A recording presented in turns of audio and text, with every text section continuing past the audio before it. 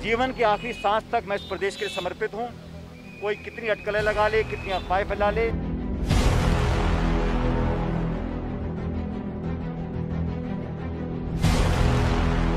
नमस्कार, राजनीतिक खबरों के सबसे दिलचस्प ठिकाने में मैं रूपेश मिश्रा आप सभी का स्वागत करता हूं।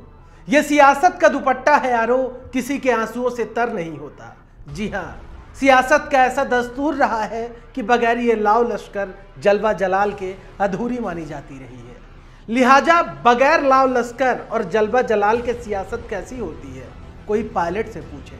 शायद इसी वैभव को वापस पाने के लिए सचिन पायलट फिर से दिल्ली का रुख कर बैठे हैं और माना जा रहा है कि पायलट अब एक नए गेम प्लान पर काम कर रहे हैं। क्या है पायलट का वो नया गेम प्लान और कैसे उसका क्रियान्वयन राजस्थान की धारा पर किया जाएगा, उसे समझने के लिए देखिए हमारी खास रिपोर्ट।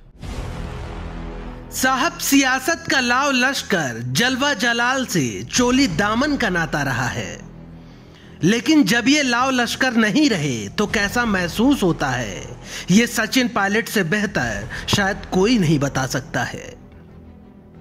कल तक सूबे के पीसीसी चीफ और डिप्टी सीएम रहे सचिन पायलट अब महज एक विधायक रह गए हैं और शायद पायलट को अब इस बात का एहसास भी हो गया होगा। दरअसल पायलट की इन दिनों एक तस्वीर सोशल मीडिया में खासा वायरल हो रही है, जिसमें बारिश हो रही है और पायलट खुद छाता लेकर विधानसभा के लिए रवाना हो रहे हैं। कहने का लब्बो लुआब सिर्फ इतना है कि जो पायलट कल तक मंत्री और विधायकों से घिरे रहते थे, अब उन्हीं पायलट की यदि ऐसी तस्वीर सामने आए तो हैरानी होती है। और पायलट तो वैसे भी कह चुके हैं कि अब मैं सरकार का हिस्सा नहीं हूं। पहले जब मैं वहां बैठता था तो सुरक्षित था, सरकार का हिस्सा था। पहले मैं सरकार का हिस्सा था, आज मैं सरकार का पार्ट नहीं हूं। लेकिन जहां पर कोई कहां बैठता है महत्वपूर्ण नहीं है, लोगों के दिल और दिमाग में क्या है वो ज़्यादा महत्वपूर्ण है। बहुत सी बातें बोली गई, बहुत सी बातें बोली जाएंगी। समय के साथ साथ सब बातों को खुलासा होगा। सीटिंग अरेंजमेंट स्पीकर महोदय और पार्टी तय करती है, मुझे इस पर कोई टिप्पणी नहीं करनी।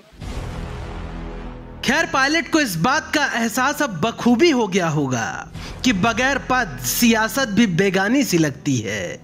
इसी बीच खबर है कि कभी गहलोत सरकार को अल्पमत में होने का दावा करने वाले पायलट ने गहलोत सरकार को समर्थन देकर सीधे दिल्ली रवाना हो गए थे और अब पायलट दिल्ली में नए सियासी प्रोजेक्ट का खाका तैयार करने में जुट गए हैं। पायलट कैंप के विश्वस्त सूत्रों की माने तो उनका दावा है कि जरा वक्त का इंतजार करिए, चीजें पहले से बहुत बेहतर होंगी। वहीं इसी बीच खबर है कि पायलट अब आला कमान के लगातार संपर्क में रहेंगे और आला कमान की ओर से भी पायलट को कहा गया है कि जो हुआ अब वो दोबारा नहीं होना चाहिए। यदि कोई शिकायत है तो सीधे बात पार्टी फोरम पर रखी जाए।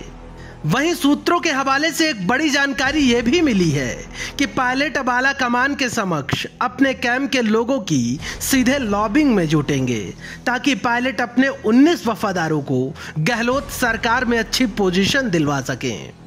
क्योंकि पायलट कैंप के विश्वेंद्र सिंह सहित ऐसे कई नेता हैं जो अपने विभाग और तमाम बातों से नाराज चल रहे थे। कुल मिलाकर अब पायलट का एकमात्र उद्देश्य यही है कि अपने सियासी वैभव को दोबारा प्राप्त किया जा सके। Bureau report, the fact India.